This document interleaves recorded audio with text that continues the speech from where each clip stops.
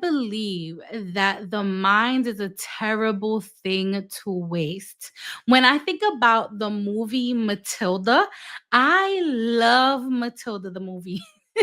I love Matilda because Matilda used her mind to do incredible things and even get a leader out of a position of power so that she can create the kind of school environment that all students can thrive in. Welcome to Behind the Work, the show where we focus on all things leveling up, glowing up, and becoming our best selves. I'm your host, Jessica Santana, and I'm bringing you the tips, tricks, and strategies that help us reach our highest potential. So, whether you're working at a company, building your business, or you're just trying to level up, this is for you. At Behind the Work, we believe that we all have to go up together, so make sure you're tapped in. Hey everyone, welcome to another episode of Behind the Work, the show where we dive deep on all things leveling up, glowing up, and becoming our best selves. I'm your host, Jessica Santana, and if this is your first time tuning in, I want to say welcome to the show. So, first and foremost, I cannot believe that it is December 2025. It feels like it is December 2024. I remember December 2024. I just remember last year like the back of my hand. I remember exactly where I was at. I remember exactly what I was wearing. I remember exactly what I was feeling. And then the fact that the last 12 months have just gone by so fast, it feels incredible. I don't know where the time has gone, but I will say that 2025 has been an incredible year for me on a personal level. I call this year the year where I returned to myself and the year where I've made significant investments in myself. And interestingly enough, this year is not the first year that I made a commitment to invest in myself and to be very intentional about investing in myself. For the past 6 years since 2019, I've been on a journey towards self actualization, and I've been on a journey to making sure that I invest in myself just as much as I invest in my work and just as much as I invest in my career. Circa 2019, I had just moved from New York to LA, where I was going to start my organization's second office. And moving to LA felt like a really big and new chapter for me. I am a New York City girl, through and through. I was at that time 5 years into entrepreneurship. Just to provide you all some context, was 5 years into entrepreneurship, and I really remember feeling super drained and tired. And I was getting to the point where I was trying to figure out where I was going to get the momentum to keep going because the organization's evolution was just taking over my life. In the episode of this podcast where I talk about how to manage your time and how to manage your energy, I provide a full context for what was going on during that time. So I won't be repetitive on this episode, but for some context, I just was in a space where my organization and my career was just taking over my life in a really, really big way. And I was losing control of what I was doing for myself on a daily basis. And to be honest with you, the concept of investing in myself was really new at that time, even though it was not the first time that I heard that I should invest in myself. One of my really great founder friends, Anthony Frazier, I had him on Behind the Work a few months ago. He told me at some point, Jessica, investments in yourself are guaranteed returns, not just for you, but for your business. And I think at the time when he told me this and he shared those words with me, I really was not in a place where I could receive that. I was like, what do you mean invest in myself? Like, I'm trying to survive as an entrepreneur. I can't invest in myself. Like, sleep? What do you mean? Get dressed fully? What do you mean? Do my makeup? What do you mean? Like, what do you mean? Drink water. I just remember being in such a different mind space when he said those words to me. And now thinking back to it, it makes a whole bunch of sense why he was saying this to me. I truly believe that longevity as a founder, longevity as an executive, and longevity in your life in general has to come with investments in yourself, investments in your well being, investments in your mind, in your body, and in your spirit. And I think for many women in particular, especially the women in my life, they're so hardworking, from my mother to my sisters to my friends, that oftentimes we put everyone else in front of us. We put everything in front of us more than we put ourselves at the front and center of our lives. And we have to start taking a driver's seat in designing the lives that we need to lead, and the designing of the lives that we need to be living in order for us to experience longevity. And a way to do that is to be intentional about making investments in yourself. So, to define what it looks like to make an investment in yourself is to understand it as the daily decisions that you make with your time, your talent, and your treasure to nurture an environment around you where you can thrive. I don't define investment as just putting something into somewhere and then hoping that it generates a return. That is a traditional definition of investing. You know, usually when people think about investing, they think about the stock market. Oh, like I'm going to buy this stock at a discount and hope that it appreciates over time. Sure.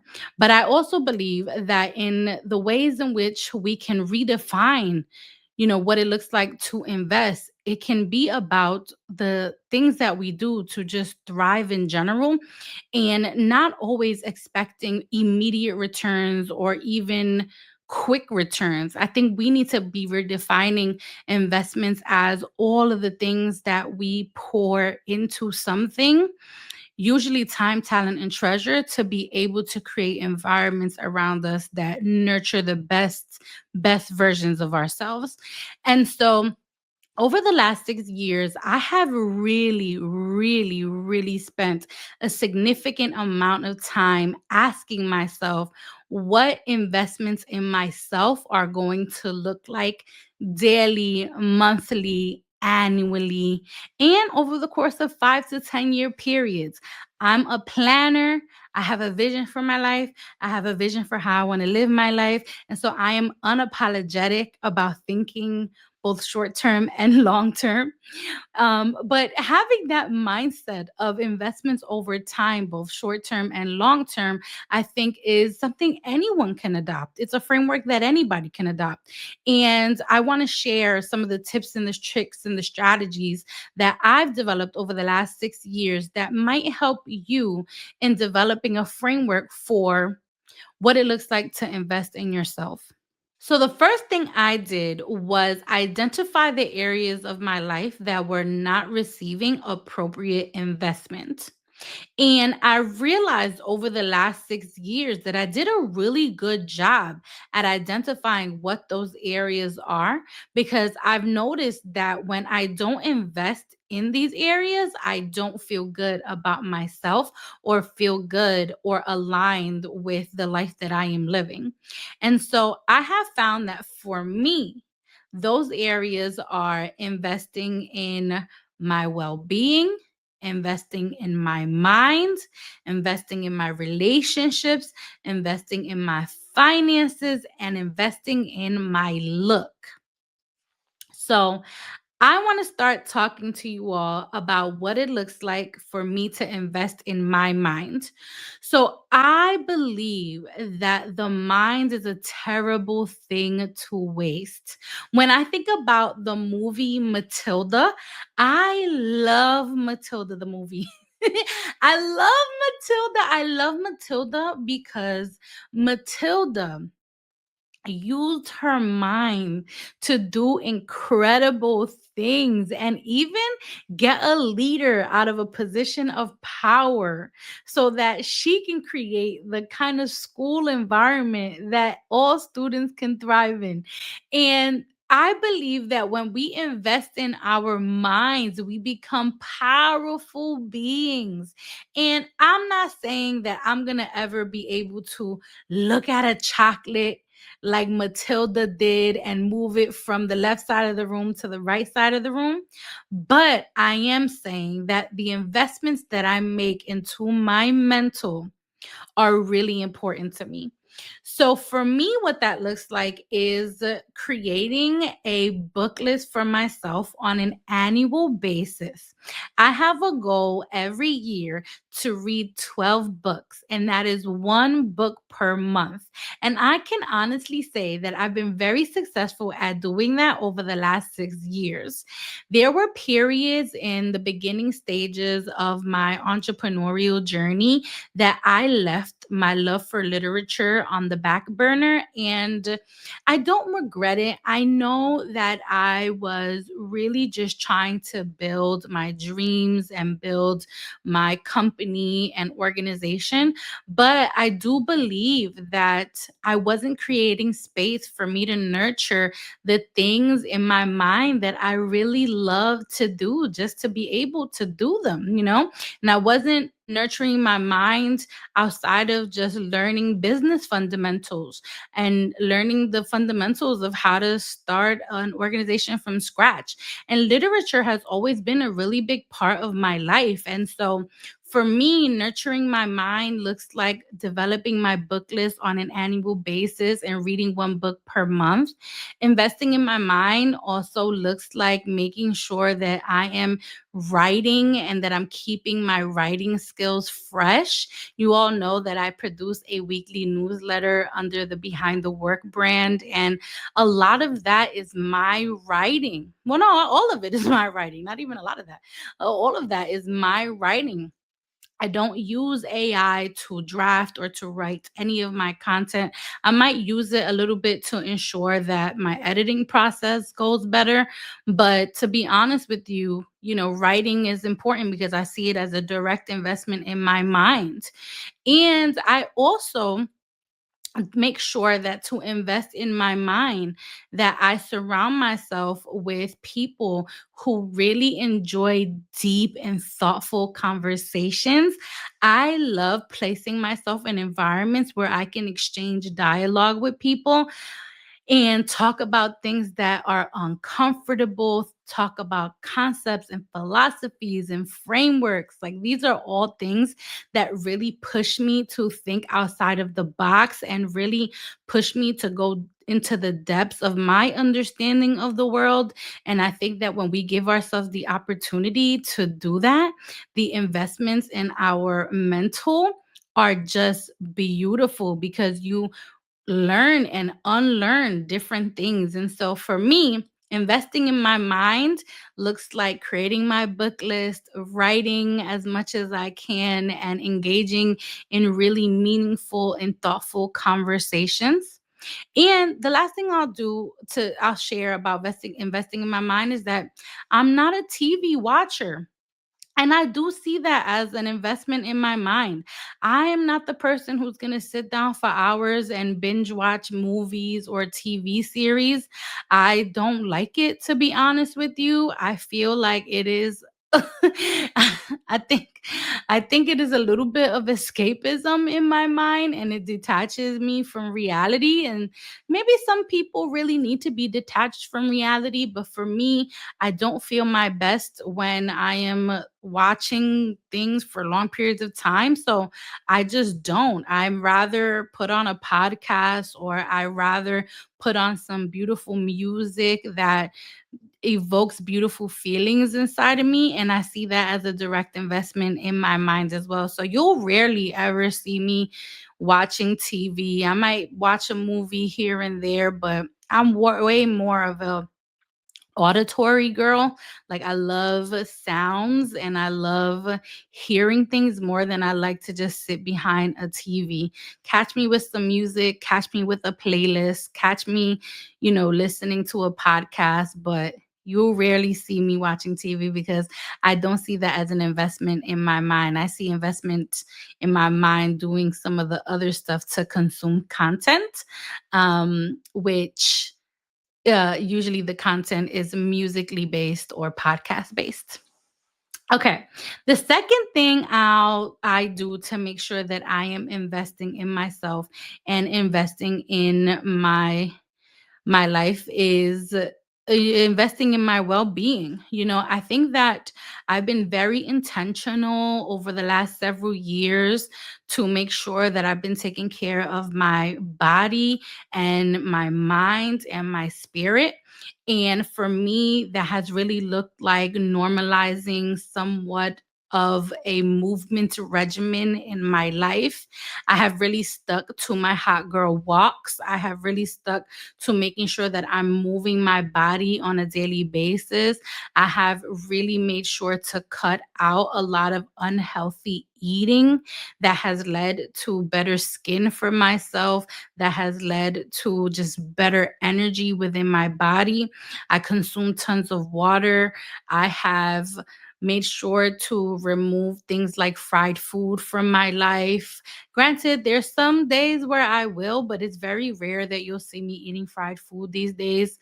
I have normalized more drinking smoothies. I have normalized drinking spring water, and I've normalized minimizing my sugar intake and eating a lot more protein in order to build muscle, especially as I get older.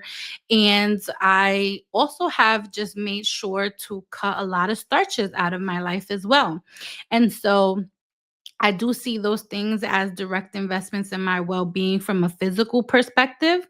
And then from a mental perspective, from my well being, I make sure to prioritize my time with faith on a daily basis. I find that prioritizing my time with faith on a daily basis gives me the opportunity to feel good inside. It is really directly related to my well being.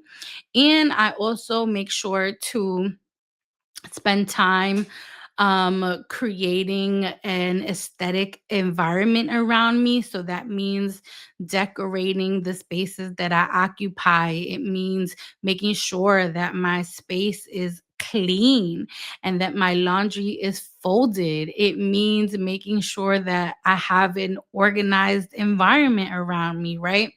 And a lot of those things, it's like the first 5 years of me being a founder were really hard to keep up with. But when I realized that I regimented how to do those things, it really has helped. And so investing in those areas of my life have really paid dividends because now I can walk into my home and sniff in beautiful smells, and now I can walk into my living room and not see a whole bunch of like unpacked suitcases there.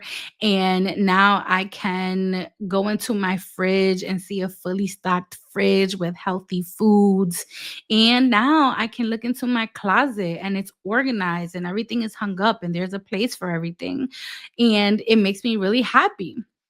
And then on the same front where I talked about, the investment in my well-being being directly related to the ways in which I also spend time with my faith and with God, like that is also part of my well-being. I feel really good when I spend time listening to sermons and when I spend time really being able to be in dialogue with God and really doing some two-way journaling on scriptures. Like those things make me feel really good inside. And so I've invested in my well-being in those ways.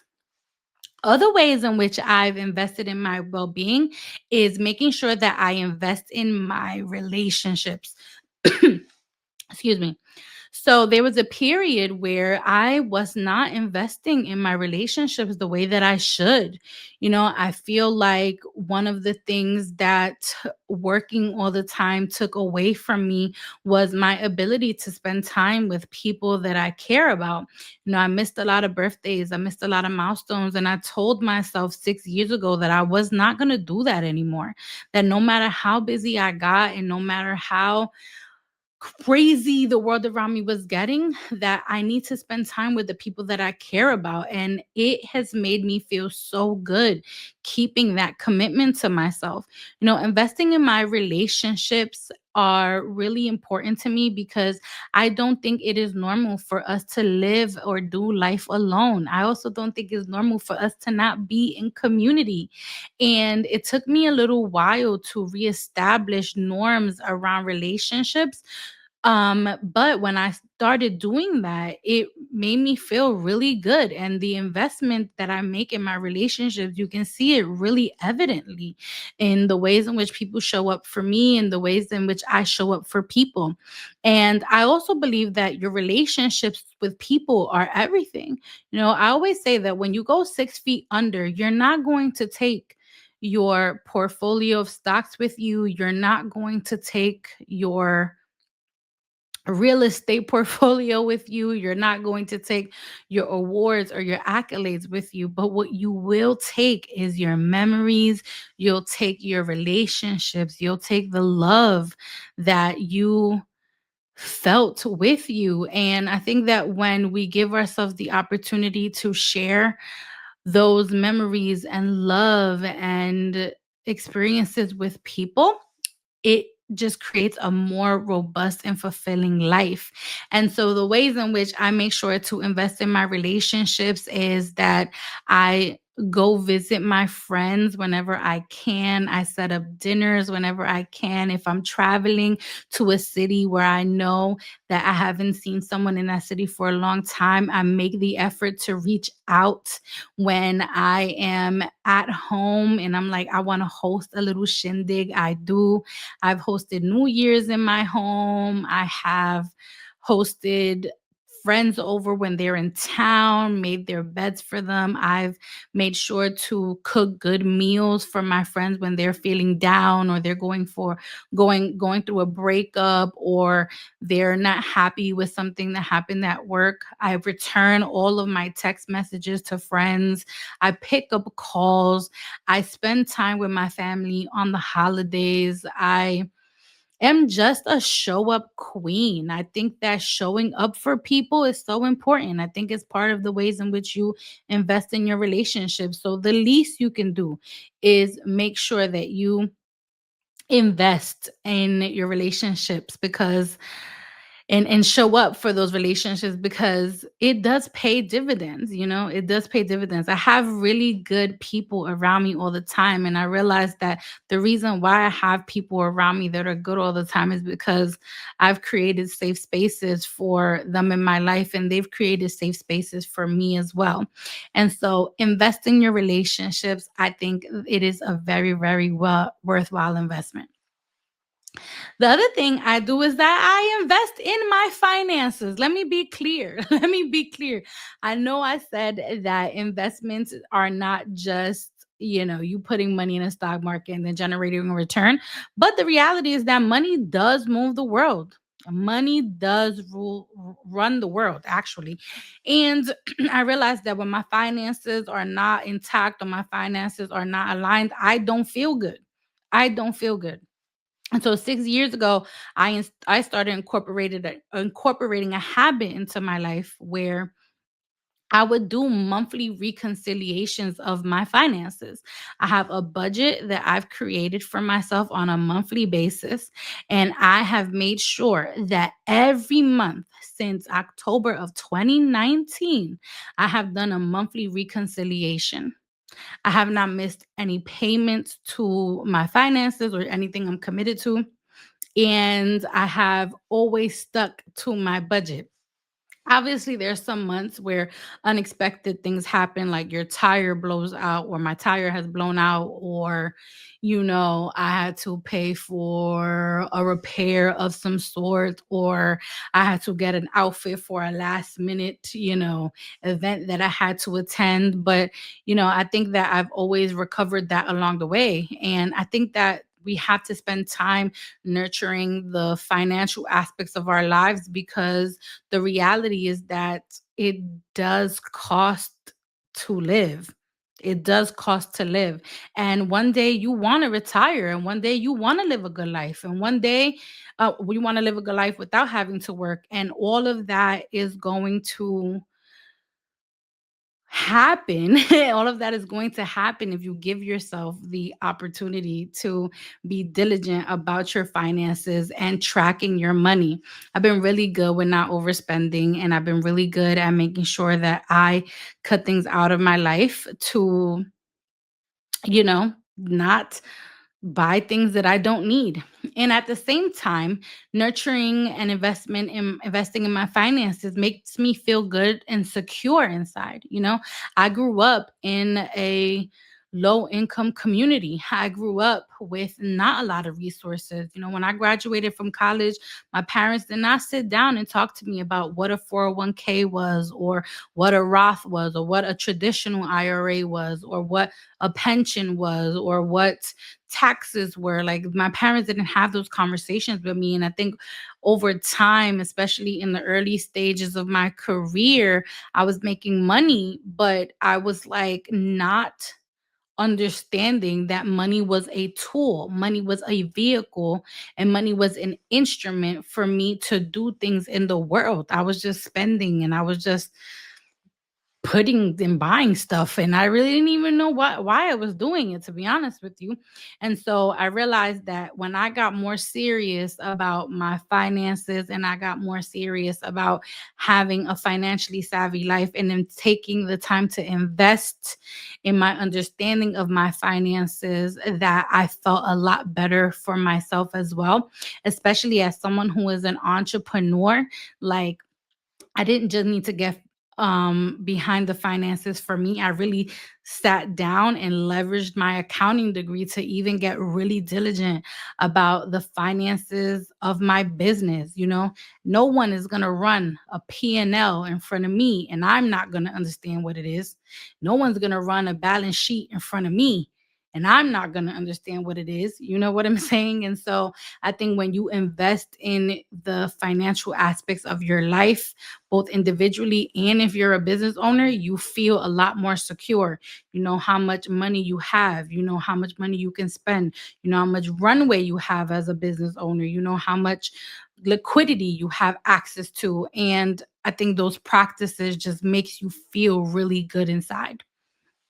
And then the last thing I'll say is that I made a lot of investments in my look. Hear me out. Hear me out. Hear me out. Hear me out. Hear me out. Hear me out. Hear me out. Hear me out. Hear me out. I don't know that girl in 2019. I don't know that girl. I don't know her. Who is she?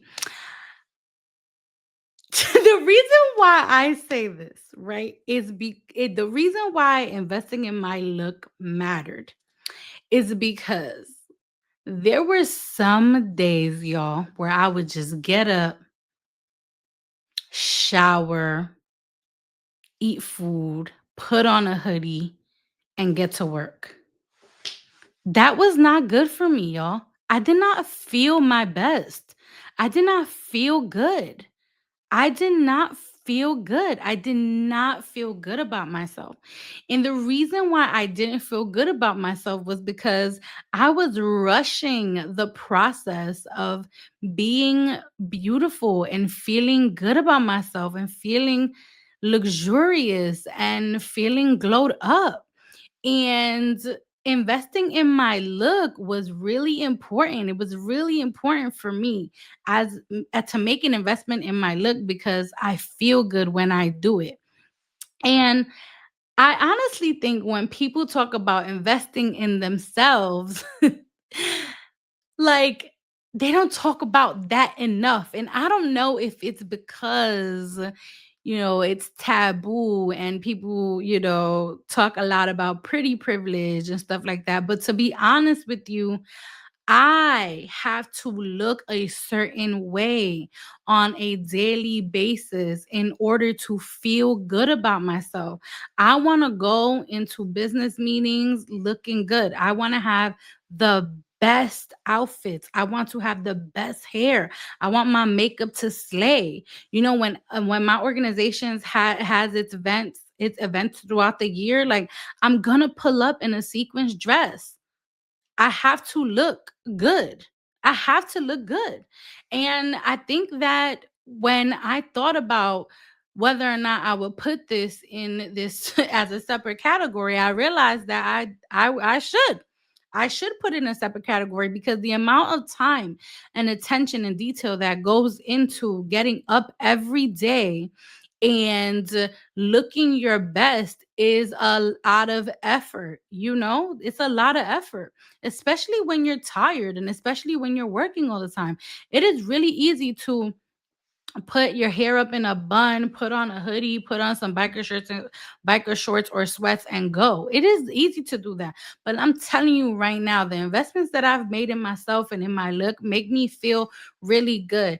I don't think I don't think that you can be a baddie and feel good about yourself without taking care of the ways in which you show up. I believe that first impressions are everything. I believe that your style says a lot to other people. And I also realize that the ways in which you dress sends a message to the world about what you deserve and what you value and how the world should treat you. And so when I have gone into business meetings with full blown suits, with my hair pressed, my nails done, with my face beat, I realized like my level of confidence in these meetings really takes off. When I go into my galas and I have my formal dresses, I realized that my confidence at my gala and my ability to build relationships with people and network with people also goes up, right? And so we need to take the time to nurture how we show up in these spaces on a looks level, on a fashion level, on a style level. I'm not saying you got to show up to a gala with a sequence dress. And I'm not saying that you have to have the flyest suit when you walk into a meeting. But what I am saying is that how you dress sends a message to the world about how people will treat you. And there was a period where I was like, you know what? I don't got it. I don't got it in me to get dressed and put on all this stuff all the time. I just want to get to work and stay laser focused. But then I realized that part of getting dressed is the work. Part of the work is getting dressed and making sure you look your best, regardless of whether or not you want to. How you look determines how people in business will treat you. You can believe me or you cannot believe me, but I'm honestly telling you that that has been my experience. And so I want to recap. So, investments in myself have looked like investing in my mind, investing in my well being, investing in my relationships, investing in my finances, and investing in my look. And I hope that you all, after listening to today's episode, will determine what investments in yourself could look like. It doesn't have to be the investments I've made in myself. There might be areas of your life that you want to invest in more, that you just have to take the time to think critically about what those things are and then start mapping out some action steps and digestible action steps that you can take to start making those small investments in yourself. And so I want to say thank you so much for tuning into the episode this week. It really means a lot to me that y'all rocked out with me. And please follow me on Apple Podcasts, Spotify, YouTube, and on social media. I'm really, really, really, really looking forward to hearing how this podcast is leaving an impact on you. And if you find that anything that I shared today is helpful, please share it with somebody else. You never, ever, ever, ever know who needs to hear how important it is to invest in themselves. Thanks so much for your time this week, and I will talk to you all next week. Mwah. Thanks for tuning in to today's episode of Behind the Work. If you enjoyed today's episode, make sure that you subscribe to our channel on YouTube. Check us out on Apple Podcasts, Spotify, and follow us on social media. I'm really looking forward to seeing and hearing how this show is leaving an impact on you.